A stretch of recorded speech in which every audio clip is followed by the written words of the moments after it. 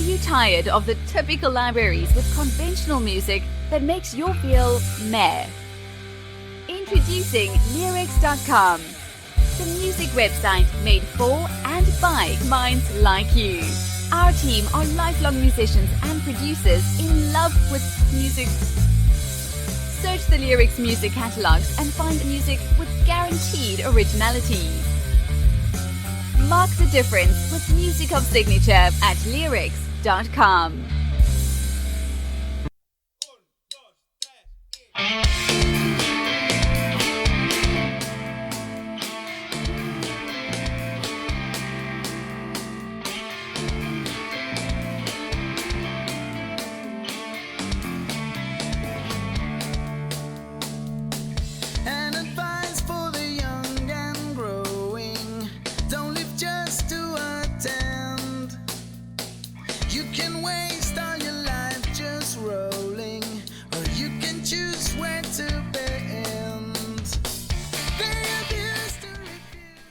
Such fantastic advice, actually. This is very, very good advice.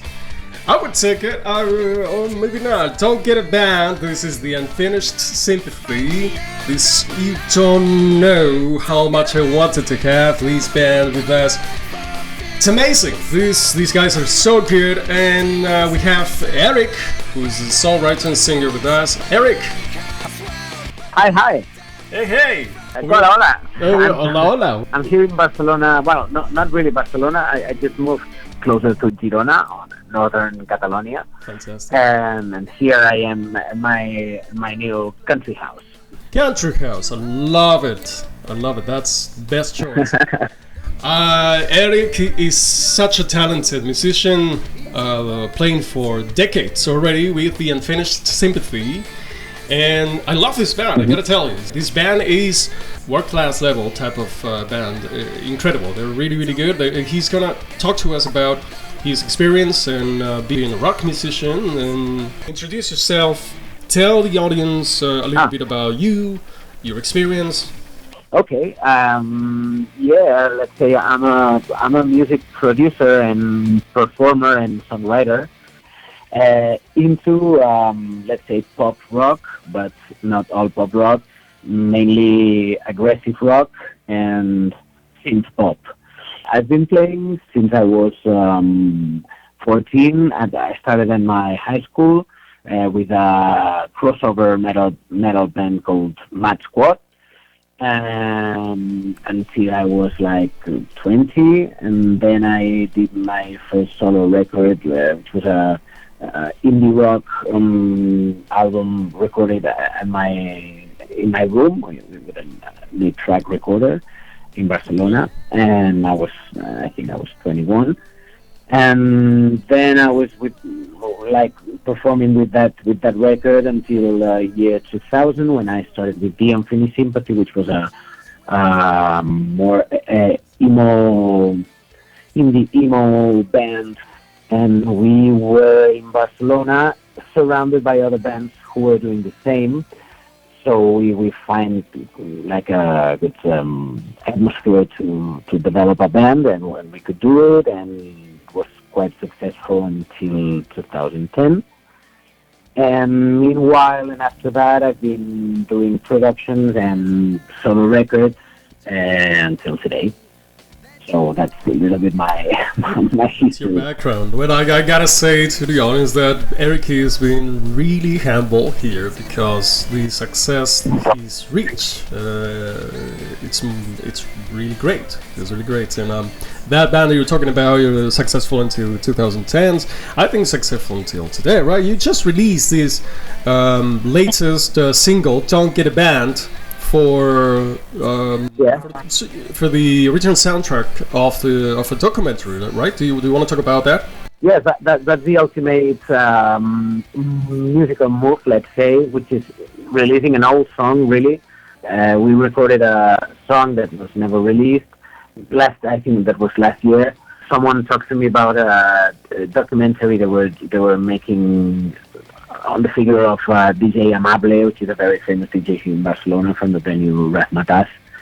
He liked our music, and he included music in his sessions, and they asked us for a music track, and instead of giving something already released, we gave him an unreleased song. And it's a song that I like it, but if you listen to it carefully, it's a mix of Scorpions and Bad Religion. And you'll find why if you listen to the lyrics and listen carefully to the music. Okay, it's a little nugget there to look into. Fantastic, I love it. In fact, this lyric is about is like an old rocker that is retiring and is telling to a younger one, don't make a band, don't form a band, Right. don't start a band, better get a job, because otherwise you're gonna work for fuel. Because that was very frustrating, especially when touring, to see that all of the benefits you get from the door money and merchandising goes into fuel for to feed the van. Around, yeah. That was an image that, well, a bit astonishing to me, and I did this like really pessimistic song, and now it says something. I refuse to abuse. There's a Bad Religion song called, what was it? I refuse to abuse. Na, na, na, na, along the way. And there's something, copied from there. And then the Scorpions one is a ballad. Is Send Me an Angel from what was the record? Crazy World, or the previous one. I don't know. Here I am, won't you send me an angel? Here, well, yeah, there's that connection. I love it. I love to have you here.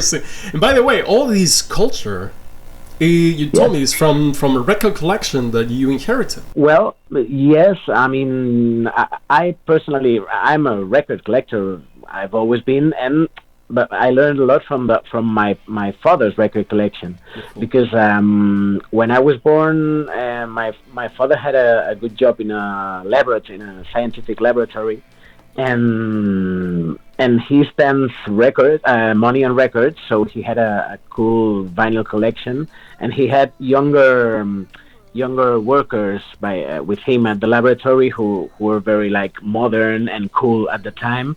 And they gave him recommendations. So, for instance, the Joy Division records were released, I think that was 79, 80, 81 in Spain. And I was 5 or 6. And those records got into my house. And so I listened to them. And on, I think it was 86, there was Sonic Youth. There was Jesus and Mary Chain, all the Smiths records. I mean, besides the Beatles and the Rolling Stones and Yes and Pink Floyd and all of those records, there was like modern stuff, and I was very, very young when I listened to this. So probably when I was older, I developed my own taste, and it was more into metal and punk and hardcore. Besides the 80s pop. I always loved, like Depeche Mode or New Order, this kind of band I love. And then I had my own taste, let's say, like that, from when I was a teenager, and that was like the niche I've been swimming all around, and since then, because I've always been a musician in the let's say hard rock, hard guitar, I don't know how to call it, powerful guitar rock side of music. So that's where I am, That's an incredible story. It's such a blast, right? So you have access to that type of record collection from such a young age, and help you form your own and develop your own taste over the years. Exactly. And also that's how you learned as well to pronounce in your English as well, right? Yes, because I've always been like I've always loved different languages. The fact that in the world there are so many different languages is a very interesting thing. All of the relationships within them and between them, and and yeah, there's like a rational interest in languages, but there's also something inside my brain that it's easy to deal with languages. So when I was a kid, I learned French because I have cousins there, and of course here in Spain everybody learns Catalan and Spanish, and well, in Catalonia, I mean in Barcelona, and then. I mean, French was from my family, but not English wasn't from my family. But all this huge collection of records was full of titles and lyrics in English. For imagine you're I don't know, maybe a 3-year-old kid in the year '78 or something like that, and I'm not sure the year of the album, but and there's a record by Queen called News of the World, and the vinyl is a gatefold cover, and if you open it, I mean, it's absolutely amazing. The draw that there's a painting of a giant and the members of the band falling from, I can't remember exactly how it is, but it's so beautiful. And if you're a 3-year-old kid, you'll watch that gatefold cover, but in that gatefold cover says Queen. So you want to know what Queen means. Right. So I asked. I don't know how I discovered that what does Queen mean, but yeah, I started to learn a lot of English by titles, by names of the band. I mean, not precisely reading the lyrics, because that happened much later when I was maybe 13 or maybe 12 or something like that. Yeah, I started to read lyrics, but when I was a kid I didn't read lyrics. But you learn a lot by I want to hold your hand. What I want to hold your hand. If you're a 5-year-old, and you're interested in that, you'll find out what does that mean. It means, yeah. And that's what I did. So yeah, I can say from that record collection I learned both music and lyrics. We could say like that.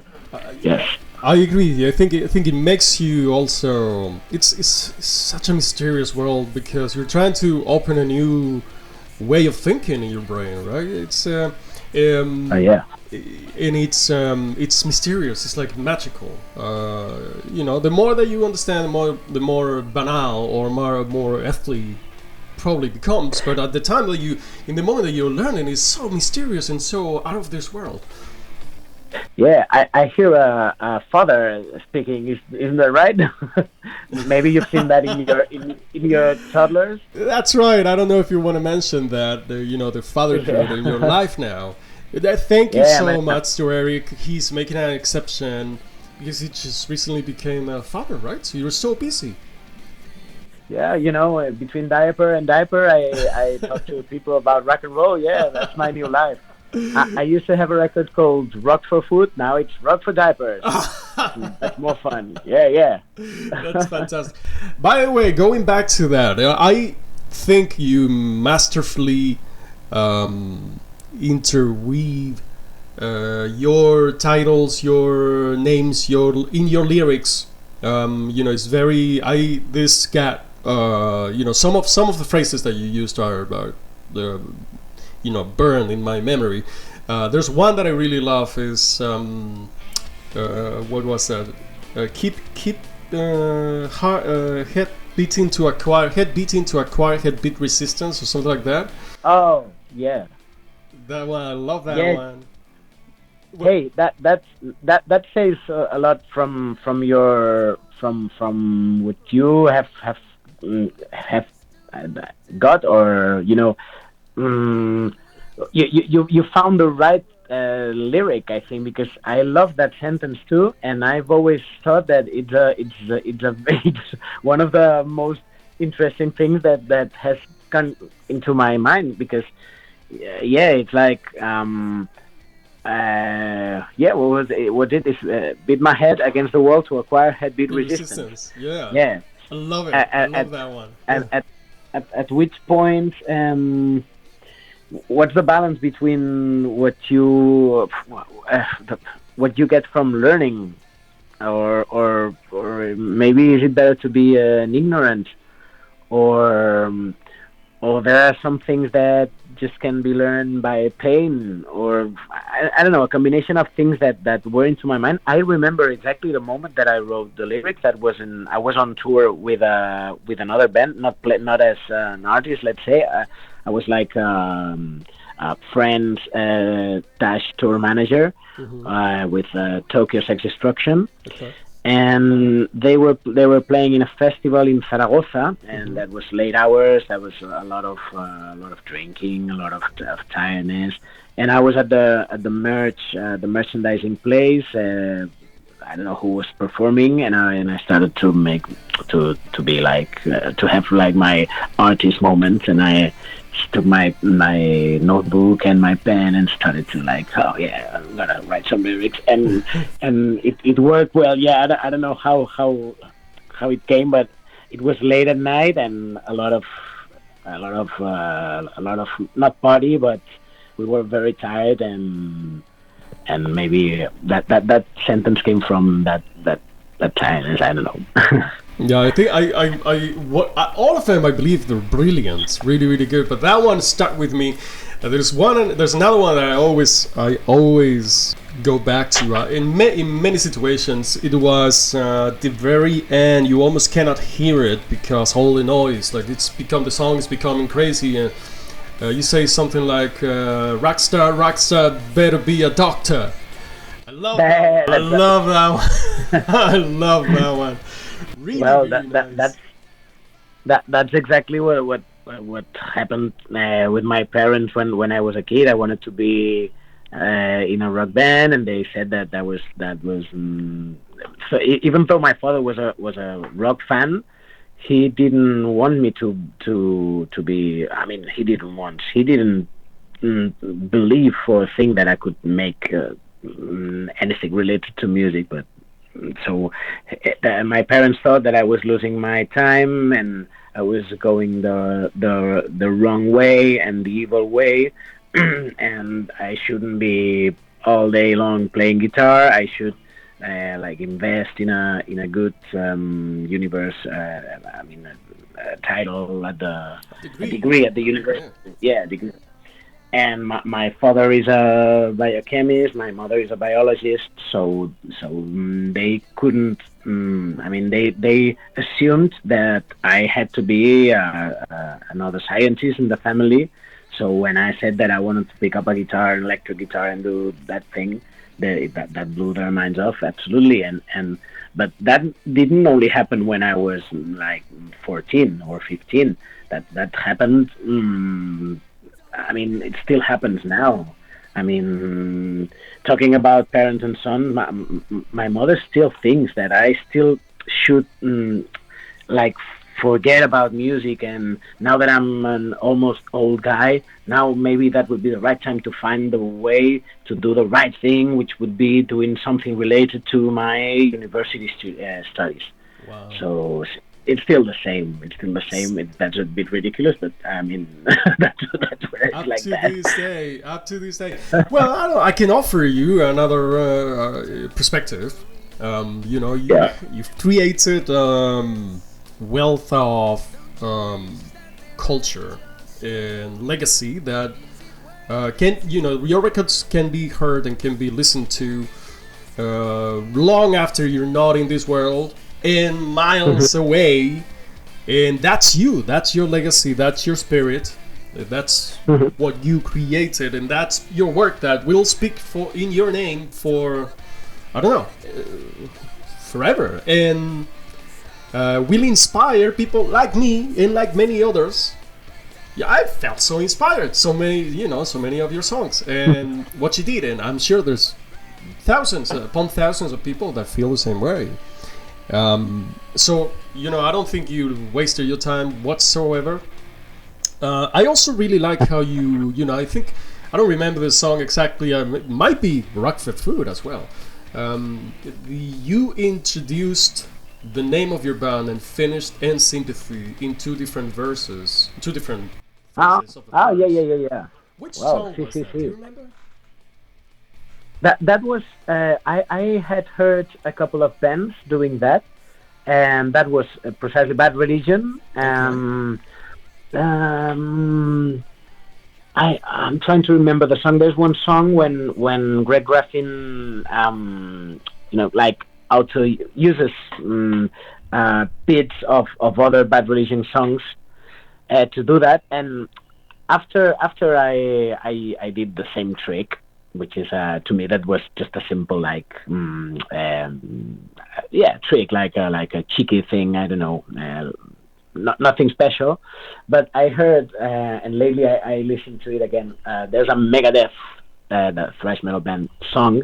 I don't know the name, merda, but it's 100% made of bits of other lyrics, which is like, yeah, I find it's okay, but it makes sense. But the guy always talks about the same subjects and uses the same. I mean, as all songwriters we do, and he's a genius.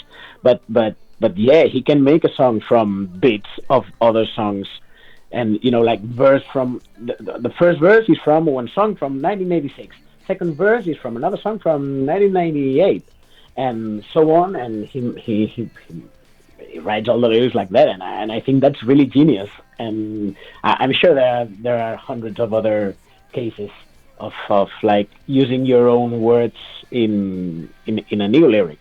Absolutely. Yeah, and I got a couple points for you to tell.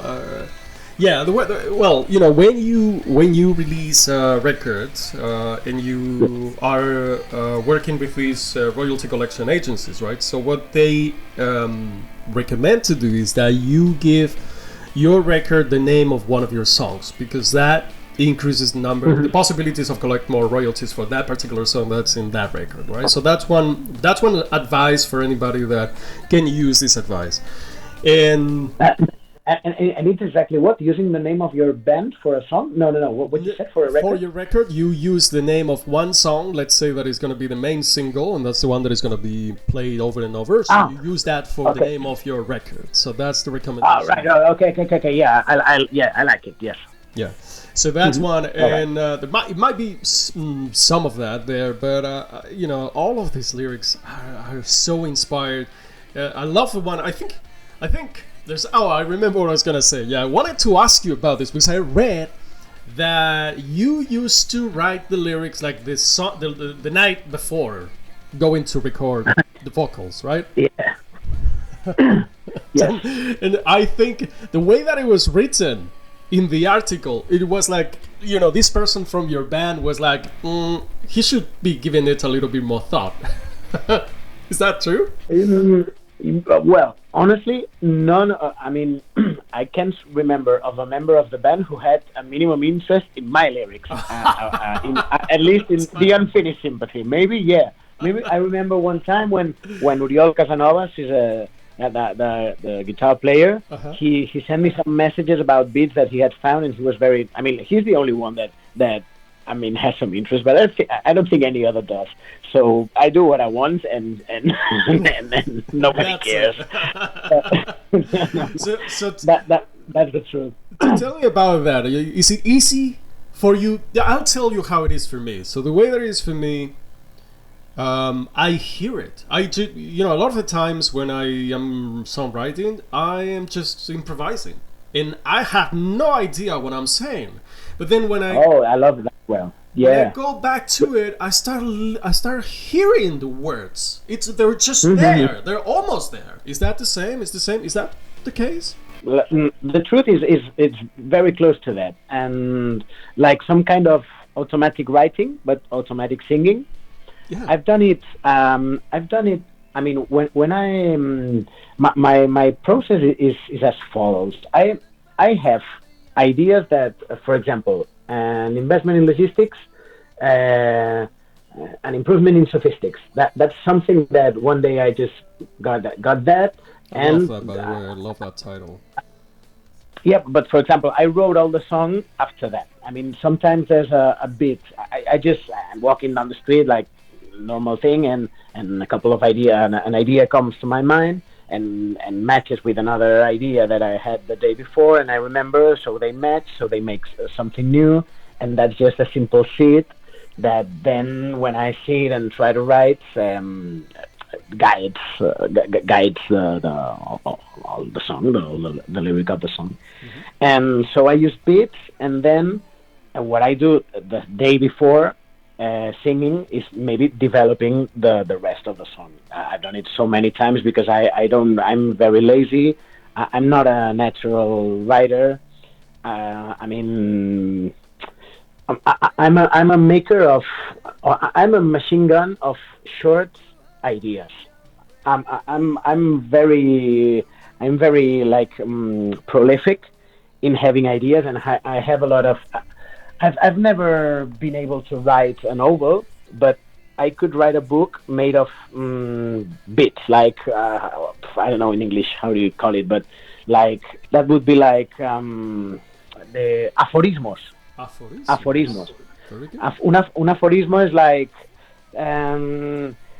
when the rain goes down, the spirit gets higher.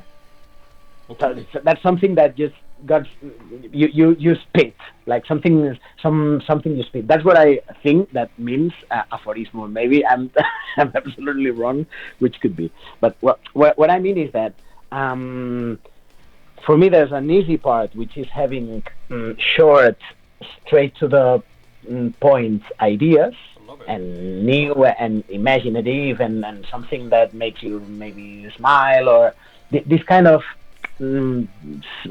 single, arrows. But then I'm very lazy developing, and I don't enjoy it especially. Like I'm very, very, very quick when I work in music and in lyrics. I mean, I'm not relaxed at all. I'm not, hey, I take my time at all. No, I'm very like anxious working. So because I want to do nothing and think, which is what I like to do. So I don't have the time to do the other things. And well, I'm very like that. And as I say, I take a little time to develop it at the studio, which is the place to work. So okay, I'm in the studio. I'm gonna take some time to write the lyrics because I haven't done it before. And that's it, and that's my and there's another factor that maybe doesn't appear in your case, but as you told me, you're multilingual, so maybe I mean, one thing that I've heard like a stone on my back for the fact of being Catalan is that I never know. I'm never sure if I want to sing in English because that's what I'm a fan of. Yeah. In Catalan because that's my mother tongue, or in Spanish because that's another huge cultural influence on me. So every time I hear on my mind like a vocal melody, like for example, I put some fake lyrics on it. For example, I say wachu wachu. I say independent tenic in the phone, and then I see this independent when it can cano. If it sounds more English, so I'd say if I can, it never gonna follow. Or maybe it sounds more Spanish, and si me caigo luego me levanto. Or in Catalan, no recordo cómo va la vida. Yo qué sé, I don't know. And This is then fantastic. I spend all of my time deciding which is the best of the three options. Oh, wow. And that means, do I have to bring this song to the Catalan musical market, which is absolutely different than the Spanish, or the international, which is what I'll never reach, but I'd love to reach. So Well, never say never. First of all, never say. I know you went to the BBC. Do you want yeah, I think that was incredible. Do you want to tell us about that anecdote? Oh yeah. We were like chosen by a very good, by one of the most important DJs in Great Britain's rock history, who's John Peel, and he had a show. He discovered Pink Floyd, the Smiths, and he invited us to make a session because that was the first Spanish band that he ever had at the BBC studios, and yeah, and that's something that we've used it with the band like like a like a flagship or something like that to I mean yeah we're the Spanish band who went to the BB to the Bill session and recorded Bill sessions. I think that's just by itself says a lot about what I was saying at the beginning, right? So the quality of what you put together with that, especially with that band, that's what I'm more familiar with, right? Uh-huh. It was amazing. It is amazing. It is a legacy. We'll always be there. Thank you. Like I said, it Thank you. I'm flattered by your words, and I'll sleep happier tonight. I promise. Oh, come on! And So you say that to everybody, no. I'm sure. No. But I mean, I really appreciate your words. I honestly do. That's it. I am blessed to have been able to talk to maybe at this point, for sure, hundreds of bands around the world, really. You know, from Germany, Italy, Spain, many of them, and here in the United States, right? South America too. Yeah. Many places. Really, the music you put out is like I said, is world class. It's absolutely fantastic. I really wish that everybody would go and listen to the Unfinished Sympathy and to Eric Fuentes. Yes. Oh, fantastic. Wish they did. And so Eric, I'm mindful of your time. You said before this was your limit of time. The last question and I would talk with you forever, that's for sure. But I want to be mindful. You gotta go back to your fatherhood and your daily tasks. But don't worry, we can do a part two whenever you want. There's no problem, because I like to speak. I'm not a very talkative person, but when it's about music, I definitely am. So I could be talking about music for hours and for days. Yeah. So please, go on. I love it, fantastic. And well, I wanted to ask you, right? So just the last two words. Normally, I ask about the present projects and the near future projects. That I would like to ask you, what do you concentrate on in these days? What would you like to focus on, in the near future? Tell me about that. Yeah. Every time, as I said at the beginning, I like to produce music. I mean, just to be creative. I mean, I love to perform music live, and I love to I mean, to write, and then the more artistic side of it. I need the three parts, and every time that I try to skip one, or to decide that, hey, I'm too old to perform, I'm only gonna focus on songwriting and producing, then I enter in a depression. And the same, then I say, hey, I don't want to produce other projects anymore, because maybe I don't like what I'm doing at a certain point with certain bands, and I have a crisis, and I decide that I don't want to work as a producer anymore. And so I want to do the three, and I keep on performing. Lately I'm performing myself solo with just guitar and me, and then we are bit by bit. I mean, getting better, not getting better, but getting more gigs with a band that includes music from the Unfinished Sympathy and from my solo records. Beautiful. So it's like a way so I can play what I want without having to stop thinking if this is the Unfinished Sympathy, or this is my solo album, or this is in English, or this is in Spanish, or this is for what market, or for whatever. It's just I play what I want. I mix all the songs as I want, and that's what I'm doing with a live performance called Eric Fuentes Presenta Unfinished y El Mal, which is Unfinished Sympathy, and El Mal, which is my solo band. Okay. And I'm also producing some interesting things that maybe we can talk about later. And and writing, I'm still writing, but as I said, I just write not when inspiration comes, but when, like in a very random way. So yeah, I still have my my notebook full of ideas and my digital recorder full of demos. So yeah, still working in more new stuff, of course, always. Wonderful. Well, I really love to hear about it. I would love uh, to be able to listen to all the new stuff that you have under your belt. And for sure, I think once you're back, that you're more you have more time. I would love to do a second part to focus more on your side of producer, as a producer. I think that would be great. Very, very interesting. Oh yeah, I'd love that too. Yeah, of course, whenever you want. Thank you. So, all right. So the last question I have is, what advice would you give to your younger self? Let's say that you go back to your 18, 21-year-old self. What kind of advice would you give?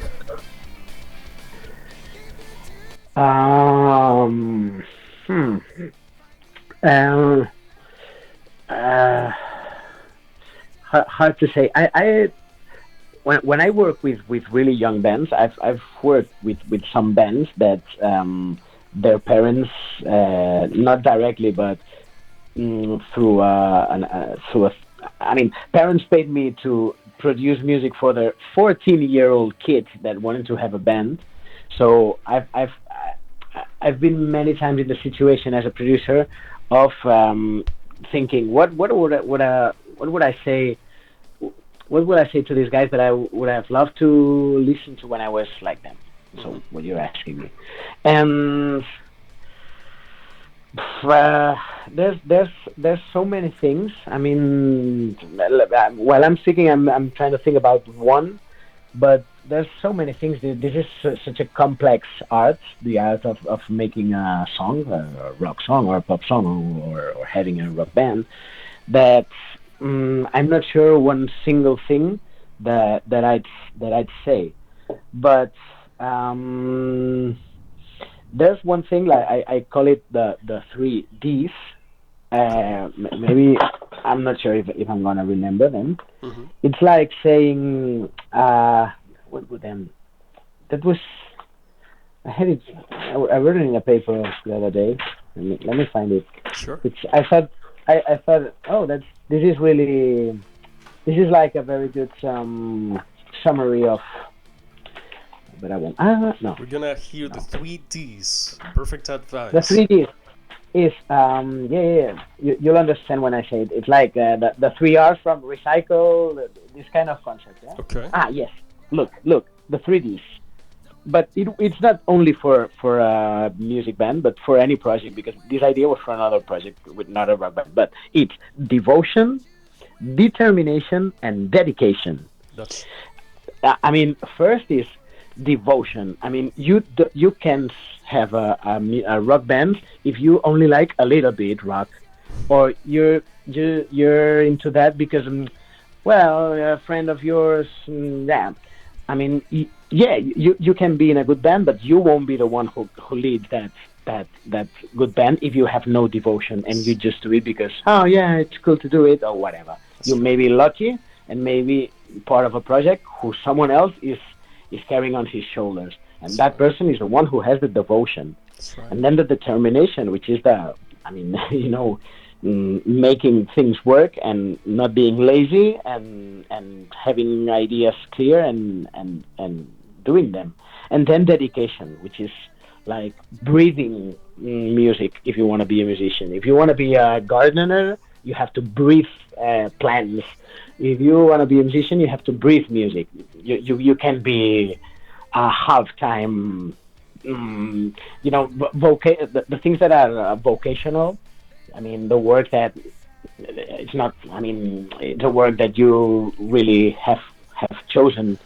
It's not. I work for the money, whatever I do. No, for the people who want to work and have a success in their profession, in the thing that they choose because they love that. The 3Ds to me are the most important: devotion, determination, and dedication. And that's it. That's my lesson for the 14-year-old kid. Yeah. It's amazing. It's fantastic advice. I think it's one of the best ones that I've gotten. devotion, determination, dedication. Absolutely, 100% right. In agreement with you. Fantastic. Really good. Really good advice. Okay, like I said, Eric, this has been a dream for me. This guy is you gotta go and listen to all his music. It's incredible. It's world class. I'm not tired of saying it. Eric Fuentes, the Unfinished Sympathy. What was the name of your solo band? Say it again. Of my metal band? My solo band.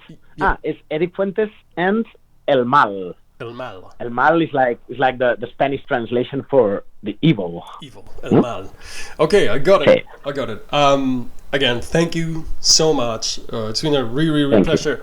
And I take the word from you. Once you're less busy with your fatherhood and your new child, newborn, let's connect again. We'll talk about production side. Lovely. Thank you again, Eric. Okay. And I'm gonna leave you guys with a little bit of the Unfinished Sympathy. This is "Don't Get a Band." Don't get a. Oh yeah, don't get a band. Get a job. All right. To the next one. Advice for the young and growing. Don't live just to attend. You can waste all your life just rolling, or you can choose where to bend. Attention independent musicians. Want to start selling your merchandise and records? Look no further than Leerecs online store. We offer the lowest fees in the market for printing and manufacturing your physical and digital media. From vinyl records to CDs, posters to t-shirts, we've got you covered. Join the Leerecs family today and let us help you reach your fans with high quality merch and music. Visit Leerecs.com to get started. Leerecs, where your music meets the world. Are you tired of the typical libraries with conventional music that makes you feel meh? Introducing Leerecs.com, the music website made for and by minds like you. Our team are lifelong musicians and producers in love with music. Search the Leerecs music catalogs and find music with guaranteed originality. Mark the difference with music of signature at Leerecs.com.